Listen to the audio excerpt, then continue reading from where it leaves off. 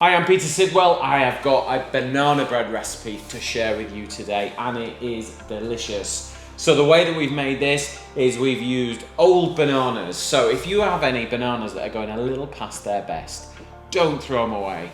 Put them in the freezer. They are perfect for this recipe. Okay, so to make my banana bread, first thing you need to do, 250 grams of softened butter, room temperature, or margarine. Weigh that out. I'm using my Taylor's Touchless TARE scales. Brilliant. If you've got messy hands, don't worry, all you need to do is wave your hand over the top and it zeros. It is brilliant. Then we want 125 grams of caster sugar, 125 grams of dark brown sugar. Once you've got your butter and your sugar into the bowl, really beat them together. This is important. Use either a spoon or a whisk if it's particularly soft, and take the time to really blend the two together.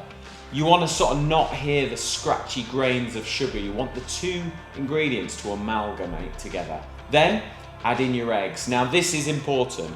Add one egg at a time, beat that egg in.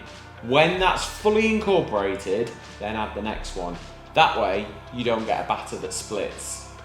Once you've added all the eggs, use a sharp knife and cut the bananas open and just scoop them straight in, no problem. Bananas are really black and they look pretty revolting, but when you put them in the freezer, it seems to break down the banana inside and allows the flavour to really come through and fully incorporate into the cake mixture.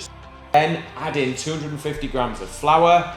Now start to be more gentle. Fold the flour in, because what you don't want to do is overdevelop the gluten. So it's quite important that you're gentle at this point.